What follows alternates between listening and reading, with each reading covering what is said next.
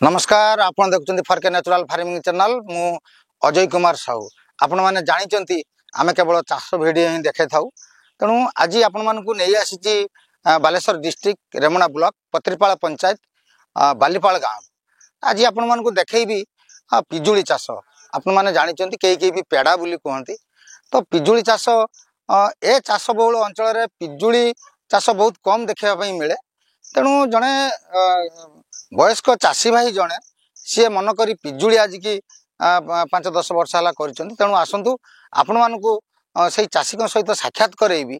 जो से जो पिजुली आनी कौ भेराइटर पिजुली केबे लगेले केते दिन पर फल आसला एवं कौ मार्केट रे बिकुचंती तार रेट केते केते प्रॉफिट पाउचंती तार चाषर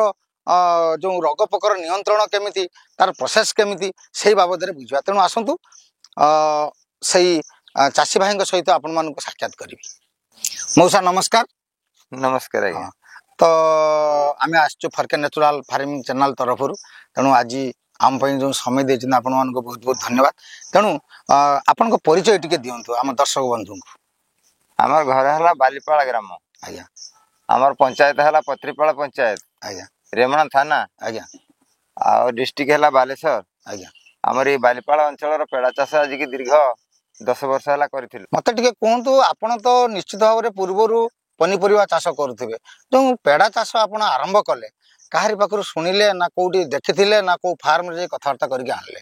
ना आम सब देखी कौ जगह देखी आमर 10-20टा गछ जने लगी आज्ञा आम से बसिक पेड़ा खाऊ खाऊ आम कहले आमर जमी अच्छी आम टे लगे पकवा देखी आज्ञा इमती आम 1 एकर लगे आज्ञा आ लगे इमती 5 वर्ष 7 वर्ष खंडे हो। अच्छा जो पूर्वर कहते भल अमल दौला से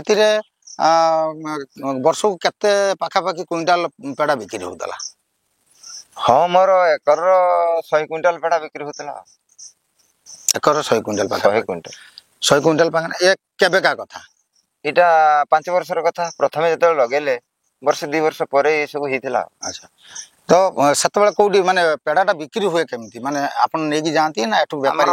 ना व्यापार नुहे ये हमर गुले मार्केट रो बिक्री हुए कचरी मार्केट रो बिक्री हुए। अच्छा से जो पेड़ा आनी केमती कौन रेट पड़ता आपन को गछ गछ गुटे गछ गुटी हमर पड़ता 100 टका लागे 100 टका लागे। हाँ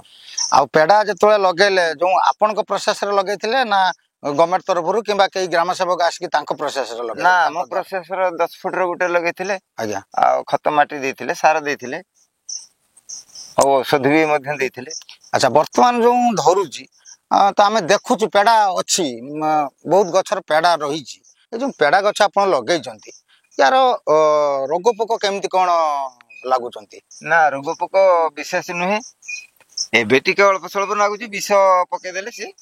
चली जाती। अच्छा द्वितीय कथा हूँ जो आपनकर एबे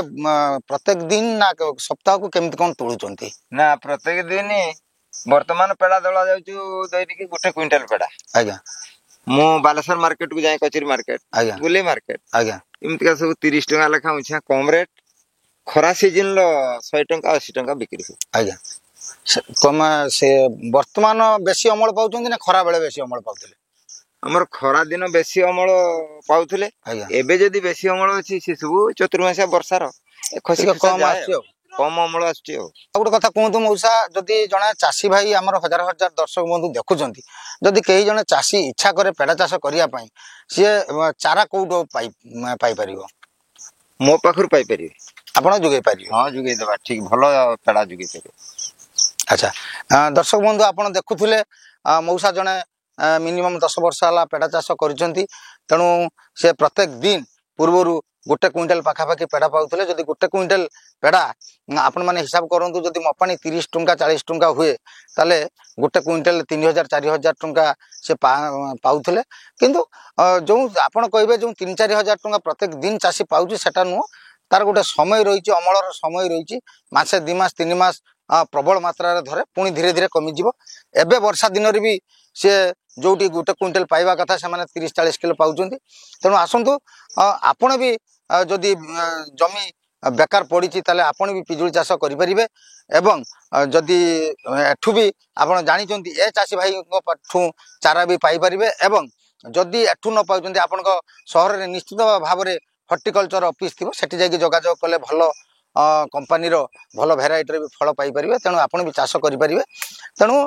ଏଥିରେ ବିଶେଷ କିଛି ପରିଶ୍ରମ ନାହିଁ ଥରେ ଲଗାଇଲା ପରେ କେବଳ ବର୍ଷକୁ ଥରେ ସାର ମସଲା ଦିଆଯାଏ ଆଉ ଗଛ ଯେତେବେଳେ ଚାରିଆଡ଼େ ହେଇଯାଏ ଘାସ ବି କମ୍ ହୁଏ